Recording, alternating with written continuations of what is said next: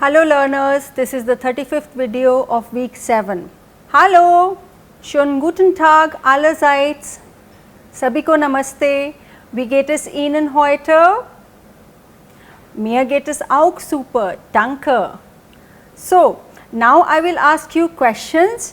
और कल हम लोगों ने कुछ रूम्स किए थे, कुछ अपनी अपार्टमेंट की वोकैबुलरी की थी, कौन कौन से रूम्स हैं और कौन कौन सी चीज़ें कहाँ पड़ी हैं. अब मैं सवाल पूछ रही हूँ और आप लोग जवाब देना.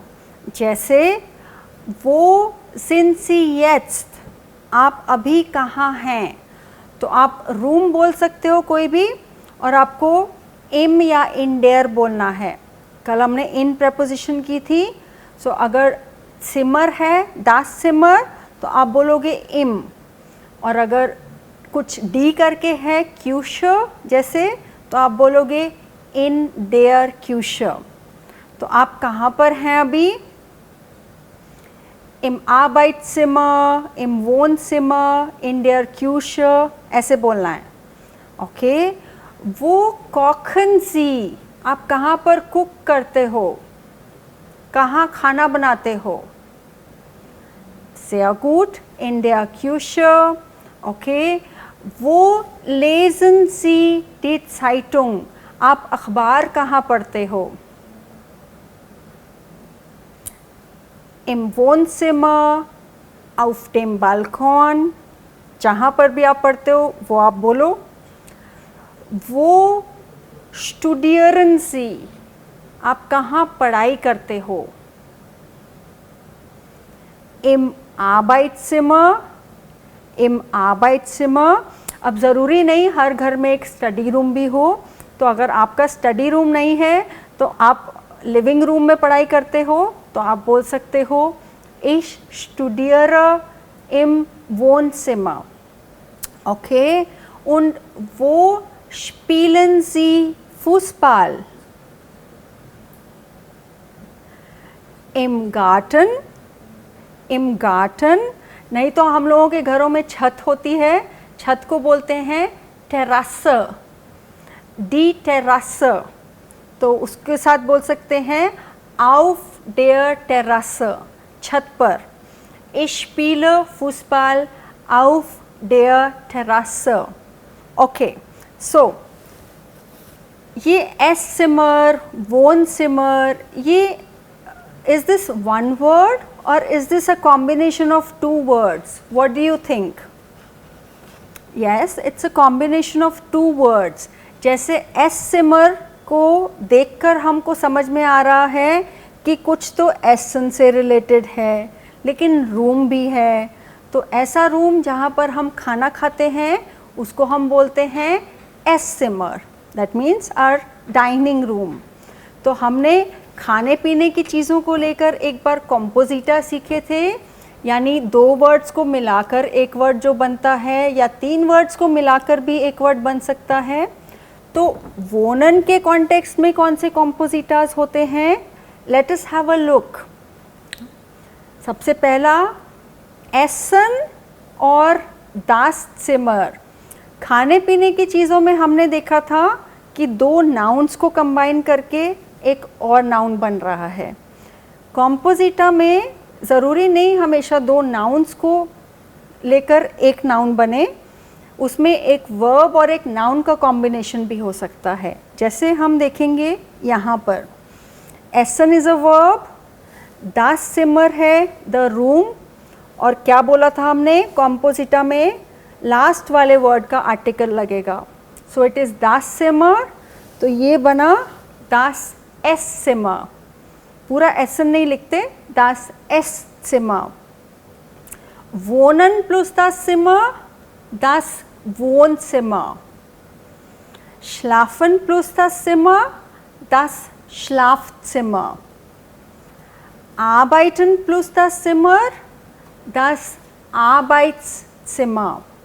एक S लग जा रहा है यहाँ पर, das Arbeitszimmer. Kinder plus das Zimmer, अब यहाँ आ गया है noun. Die Kinder, the children, das Zimmer, room, बच्चों का कमरा, das Kinderzimmer, सिमर का आर्टिकल लगेगा. डी ब्यूशर, das Regal, books and the shelf बन गया book shelf, das Bücher Regal. Die Wand und die Uhr, die Wand हो गई दीवार, die Uhr हो गई क्लॉक, सो die Wanduhr वो घड़ी जो दीवार पर टंगती है.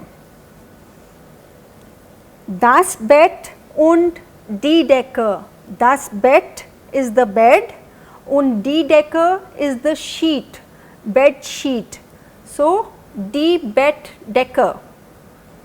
यहाँ पर डी छोटा हो जाएगा क्योंकि ये एक वर्ड है, die Bettdecke.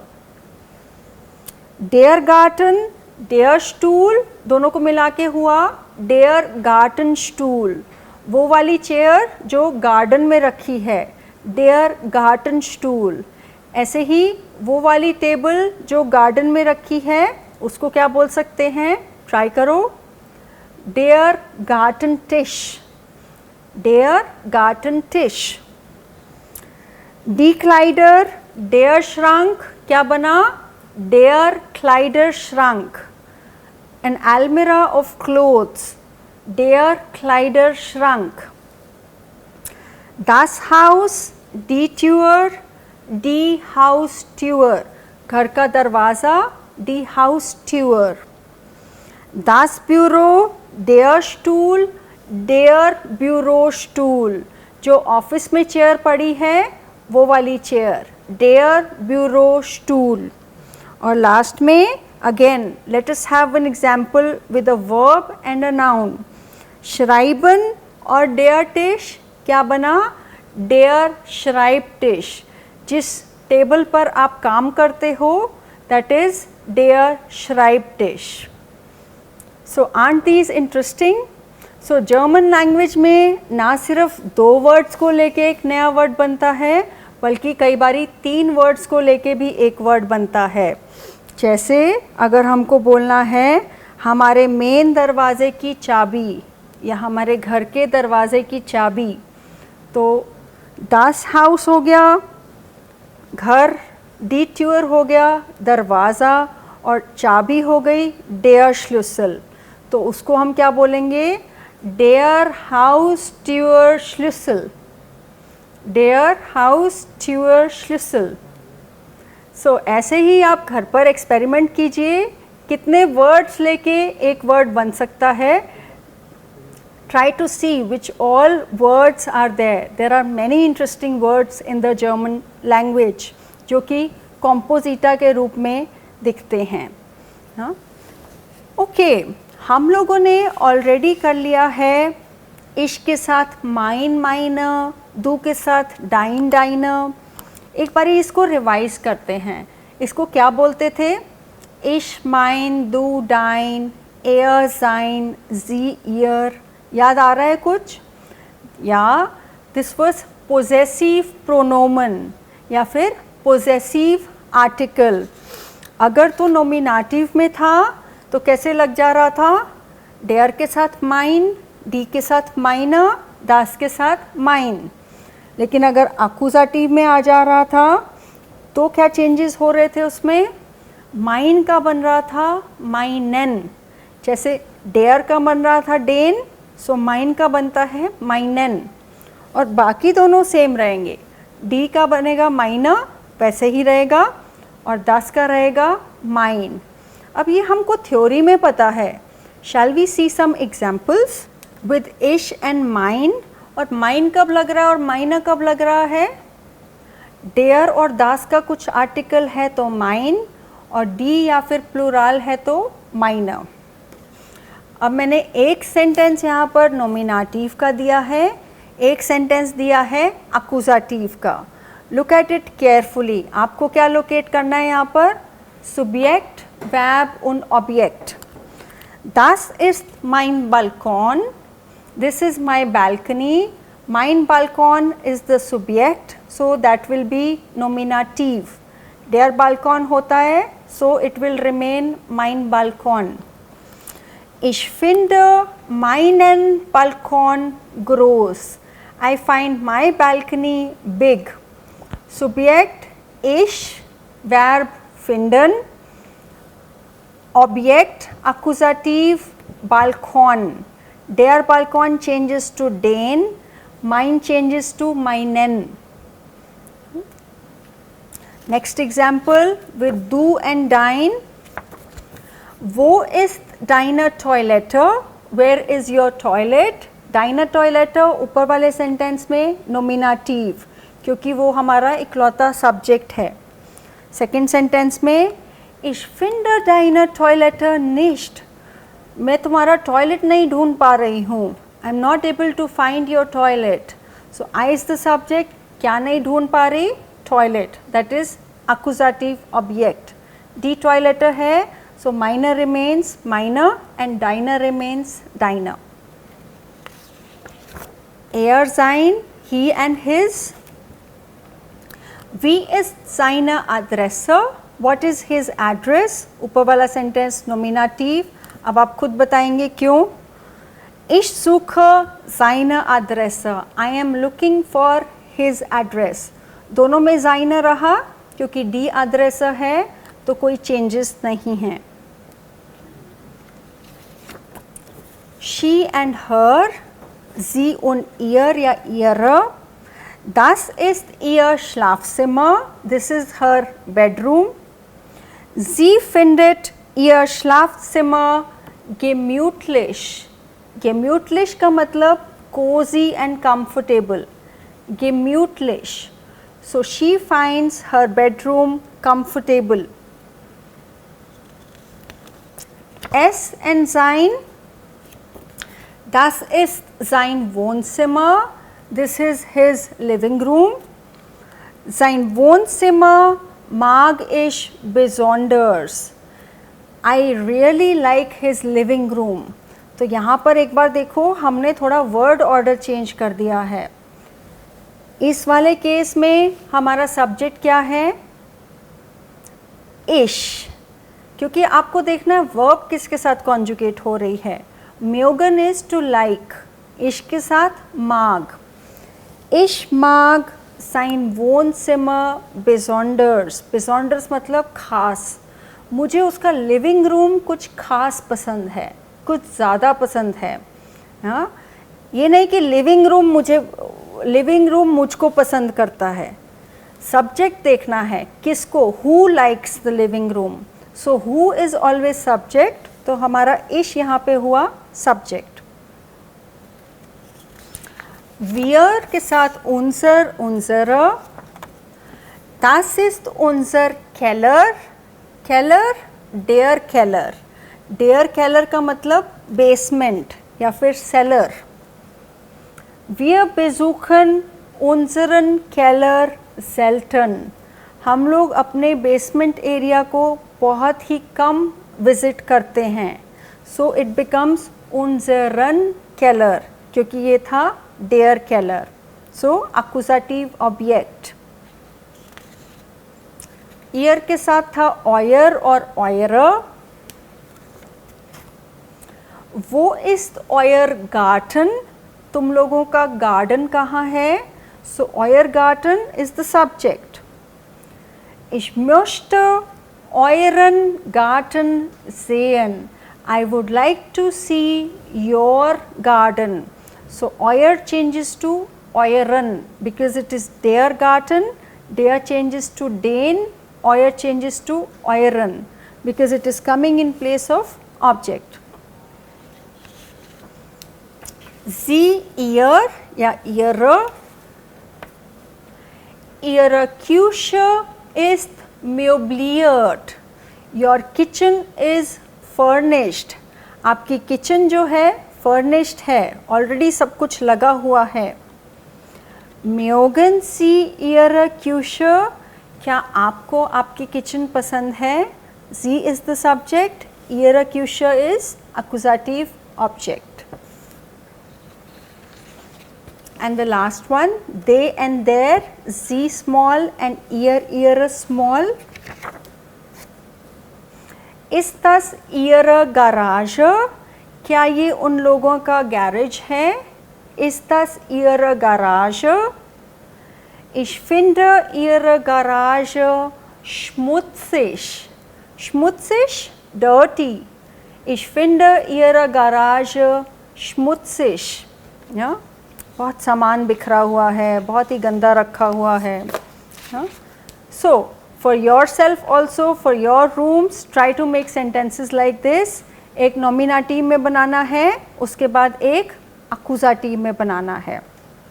ओके तो आप अभी तो एक घर में रह रहे हो, लेकिन कई बार ऐसे होता है कि आपके फ्रेंड्स या फिर फैमिली मेम्बर्स एक नया घर लेते हैं एंड देन उसको फिर रेनोवेट करते हैं, उसमें सामान रखते हैं, कुछ कुछ चीज़ें नई खरीदते हैं, कुछ कुछ चीज़ें वहीं पर सेट करते हैं. So one person is writing an email to the next person कि उसने एक घर खरीदा और वो घर कैसा है. आज हम ये भी सीखेंगे कि ईमेल कैसे लिखा जाता है. It's a nice text, please try to understand this text. Sentence structure देखना है, हर सेंटेंस का कैसे नॉमिनेटिव आ रहा है, accusative, dative, verb, verb position, सब ध्यान से देखना है. So let us read an email. Meine Wohnung, my apartment. Von मतलब किसने लिखा है, from. This is the email address जिसने लिखा है. अन मतलब टू, किसको लिखा जा रहा है, इसको लिखा जा रहा है मागदा को. बित्रफ इज़ द सब्जेक्ट. ईमेल में हम ऊपर लिखते हैं सब्जेक्ट, वो है वोनुंग, या फिर आप यहाँ लिख सकते हो माइनर वोनुंग, my apartment. And then the email starts. Liebe Magda. Magda is a female name. Liebe Magda, Liebe. कोई भी लड़की को लिख रहे हैं, लेडी को लिख रहे हैं, तो आप बोलोगे Liebe.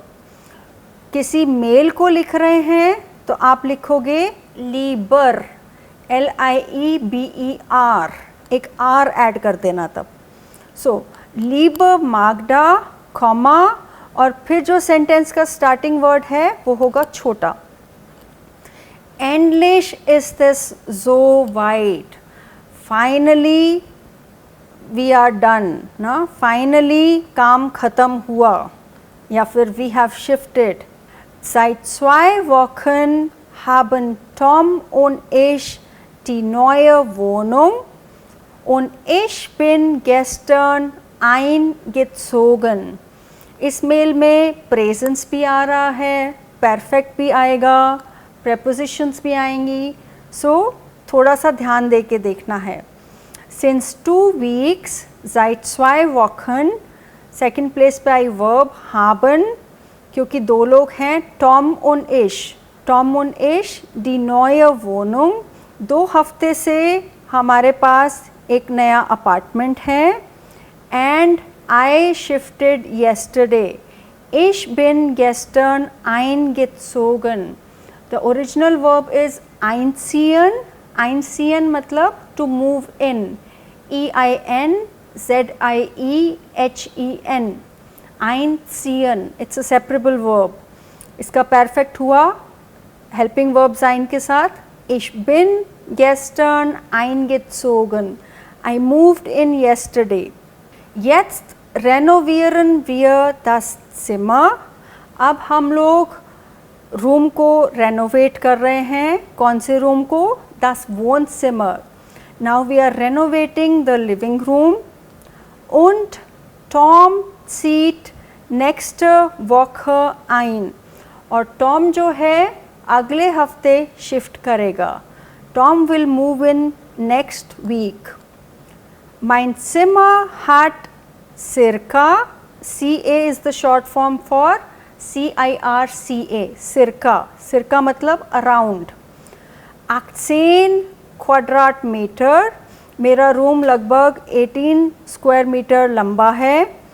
Und es ist wirklich schön and it is really beautiful. S is for the Zimmer, das Zimmer. Ich habe mein Bett rechts an die Wand gestellt. मैंने अपना बेड राइट तरफ वॉल के आगे रखा है, दीवार के साथ लगा कर रखा है। Und vor dem Bett steht ein Tisch and in front of the bed is a table. Gestellt कहाँ से आया? The verb is stellen, to put. कहीं रख रहे हैं, इसका मतलब accusative। देखो यहाँ पर undewand, दीवार से लगा कर रखा है। And in front of the bed मतलब for dem bed steht ein Tisch, it is already there. The question is wo, das Bett है, so das changes to dem, vor dem Bett. Den Schreibtisch habe ich links neben das Fenster gestellt. जो मेरी study table है उसको मैंने बाएं तरफ खिड़की के साथ रखा है। So habe ich immer viel Licht beim Lernen. इस तरह से क्या होगा, जब मैं पढ़ रही होंगी तो खूब सारी लाइट आएगी विंडो से।